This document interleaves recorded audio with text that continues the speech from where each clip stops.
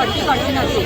તો આજે અમારી એટલી જ માગણી છે કે આજે અમને અહીંયા કહેવામાં નહીં આવે કે તમારી અહીંયા ભરતી કરવામાં આવશે તો અહીંયાથી અમે ગાંધીનગર છોડવાના નથી. જ્યાં સુધી ભરતીનો કોઈ નિર્ણય લેવામાં નહીં આવે ત્યાં સુધી આ બધા જ લોકો અહીંયા બેસી રહેવાના છે.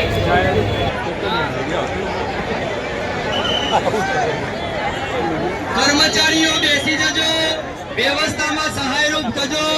પોલીસ પ્રશાસનને પણ આપણે એટલી જ મદદ કરવાની છે.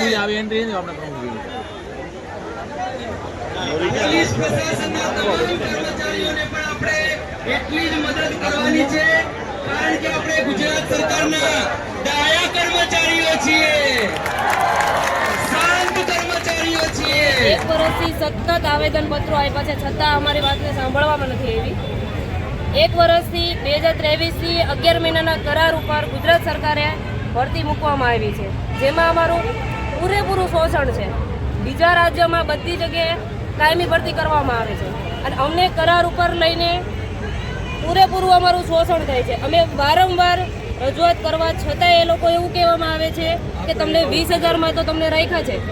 તો અમે એના માટે છીએ. જો એના માટે હોઈએ તો અમારી આ બધી ડિગ્રીઓ એને શું કરવાનું? સતત વારંવાર અમે રજૂઆત કરી છે, તેમ છતાંય અમારી કોઈ માંગને સ્વીકારવામાં નથી આવતી. સતત આગળના 3 દિવસ અમને એવું કહેવામાં આવ્યું કે 5 દિવસ અમને આપો, અમે તમારી રજૂઆત સાંભળશું, અમે એમાં વિચારણા કરીશું. તો આટલી બધી વાર લાગે કેમ? જવાબ કેમ આપવામાં નથી આવતો?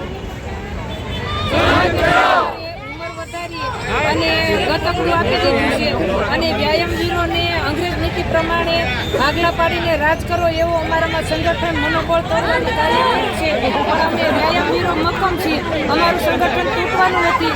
જ્યાં સુધી અમારી કાયમી ભરતી નહીં થાય ત્યાં સુધી અમે ગાંધીનગરમાં અડગ રહેવાના છીએ. અમારી ફક્ત સાહેબ એક જ વિનંતી છે કે વ્યાયામ શિક્ષકોની ભરતી કરો અને ભરતી કરો. અમારી એક જ માંગ છે. આજે અમે બધા લોકો ભેગા થયા છીએ ગાંધીનગર આંદોલન માટે કે અમારી વ્યાયામ શિક્ષકની ભરતી કાયમી થાય. બસ અમારી એક જ માંગ છે, બીજી કોઈ અમારી માંગ નથી. સાહેબની કાયમી ભરતી કરો.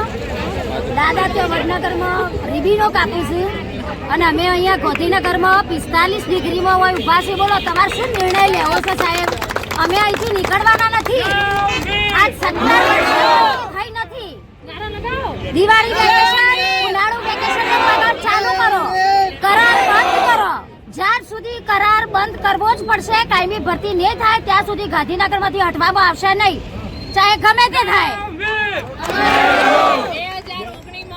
માનનીય સીએમ મુખ્યમંત્રી સાહેબે એ વખતના કીધેલું કે દરેક પ્રાથમિક શાળામાં એક વ્યાયામ શિક્ષક હોવો જોઈએ. તો અમારા વ્યાયામ શિક્ષકોની હજી સુધી કેમ ભરતી કરવામાં નથી આવી? અમે શું શોષણ કર્યું છે? બસ અમારી કાયમી ભરતી કરો. વ્યાયામ વીર